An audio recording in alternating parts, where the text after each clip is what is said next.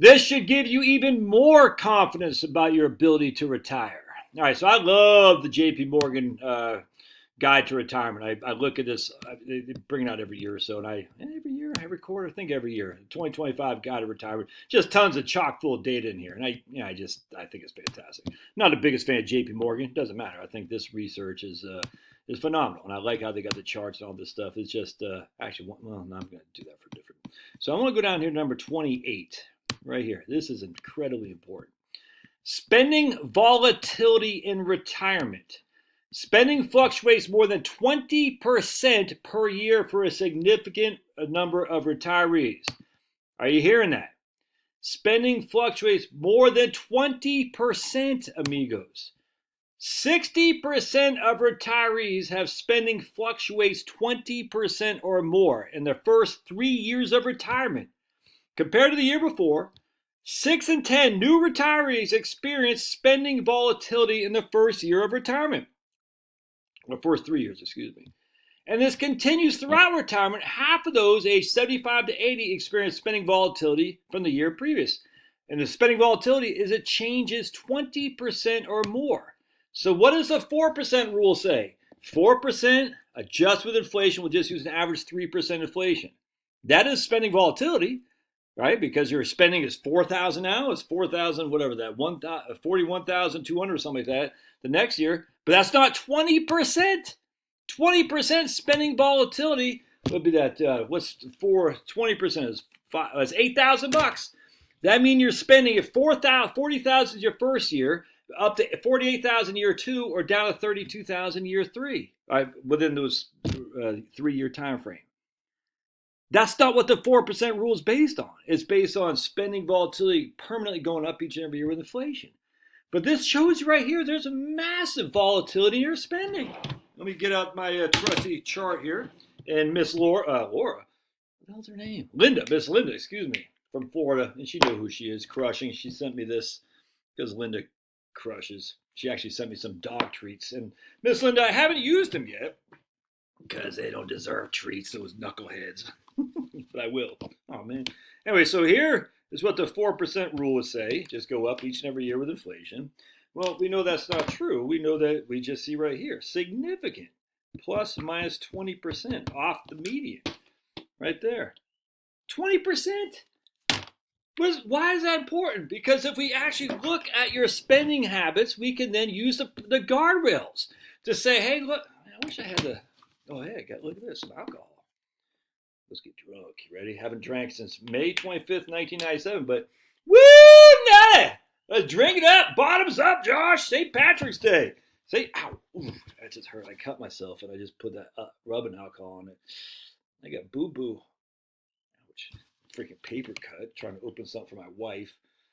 And then I freaking got hurt. She goes, oh, you need a Band-Aid, do you? I said, yeah, I do. I need a Band-Aid. She goes, oh, I need a Band-Aid. I said, just kiss it. She goes, I ain't kissing it. I said, man, my wife hasn't kissed me in years. She said, I ain't kissing that big old pearly yellows. I want nothing to do with them pearly yellows, hubby. Like, man, we've been married 25 years. You had to know I had pearly yellows at some point. Because I had to know it, but I don't like what I see. I said, oh, man, come on, Charlotte. Just give me a smooch. All right, there's a reason I'm doing this. I'm trying to get this so I can show you like volatility. This thing just not working very well. All right, so let's do this. Where did I do my pen now? I'm a freaking mess, dude. All right, there we go. All right, so Miss Linda, thank you. All right, so here, we're going to show our spending. That's our trajectory spending right there. So we're going to say if the portfolio goes down below 20% of where it was, minus 20%, we're going to adjust our spending to go down. So we're going to go like this. So if the portfolio goes down minus 20%, we're going to adjust our spending to drop our spending by 10% in this regard. Now, some people say on the guardrails that Guyton did, who's the other guy did it back in 2006 or something like that, if the portfolio goes up 20%, increase your spending. And I got no qualm with that. That doesn't bother me. By 10%. So Guyton would say if the portfolio goes down by 20%, I think my man Derek Tharp did something along those lines too, but I can't remember what they're called.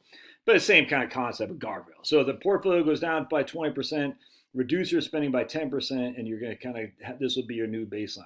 If the portfolio goes up by 20%, increase your spending by 10%, and that will be your new baseline.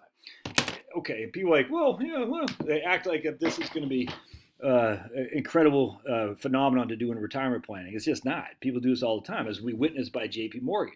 Now, the only drawback I have right here is for retirement income starting age 60 to 69, 2013 to 2029, before the pandemic, results are similar of 55% on the left chart and 51% on the right. So we have a consistency here in terms of portfolio spending volatility over 20% for a significant number of retirees. The only question is based on internal select data from JP Morgan Chase. I wish we had some kind of, I'd like to see the data because I don't trust nobody. Anyway, prepare for spending fluctuations. Even though spending tends to decrease starting at midlife, there is significant variation from year to year for many retirees. Recent retirees will need to prepare for sequence of return risk near retirement and have flexibility for variable spending as they age. Now, one of the things that obviously makes sense is that you're going to buy a car, you're going to put a new roof, and that would adjust your spending significantly from the previous year, for sure. But at the end of the day, we need to have these one-offs. You gotta get a new tattoo, and it costs $50,000 because all the cool kids have tattoos now, so it's such a trendy thing. It costs $50,000 tattoo that says like Popeye, mom says mom is $50,000. That's going to increase your spending more than 20%, which also means that won't be your new baseline. Why? Because that new tattoo that you got that says mom isn't something you can do on a perpetual basis. You're just not. It's not permanent expenditure. So you want to reduce your baseline to get back. You have a big increase in spending, go back to your baseline. But the same thing happens if the market goes down by 20%, reduce your spending by 10%, but that will be your new baseline because it's kind of like the transitory inflation or permanent inflation. Increase in spending, inflation, in this case for a new tattoo, is transitory. It's just one time. A permanent increase in spending would be, hey man, I got the cost of hot dogs are up 20%, and I like to consume hot dogs each and every year. That would be permanent, if that makes sense. Not a very good analogy, but I think you get it. Something that's permanent in terms of your real estate taxes. Good, perfect example. Real estate taxes.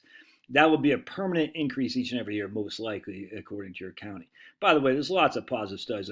I'll do another one here, too. I'll just show you if I can, while I'm just yapping. Just hear me yap and don't forget to pause, hit that like button. Oh, dude, this freaking 1930 monthly labor. Look at that. Wouldn't you just love to have that? I'd love to have that. All right, so I'm going to show you something right here to the ACS. This is the American Community Survey right there. We just got tons of stuff right here. Where was the one I wanted to show you guys? I'll do a video on this. But just the real financial, what am I looking for here? Median monthly housing costs for owner-occupied housing with a mortgage, and they got the same thing without a mortgage. It's just so much great stuff in here, and you're gonna be shocked, I tell you, about how little your real estate taxes have gone up historically in terms of percentages, or in terms of dollars. It obviously depends on your county, but you'll be shocked because all these people say, "Oh, my real estate taxes went up 10% a year. Inflation's high." They haven't gone up 10% a year. They might have gone up 10% last year and the year before, but they haven't gone up 10% a year. It just is not true. And as such, there's just more positive stuff when it comes to expenditures. And if you can say to yourself, hey man, if the markets go down 20%, and remember, a Wellesley fund has never gone down more than 10% in any given calendar year, never mind 20. If the markets go down 20%, I will give myself a spending cut by 10%. That'll be my new baseline. Is that going to make or break you? No, it's not. It's not. And people do it all the time. All right, God bless. Love your thoughts. Smash that like button and subscribe, would you?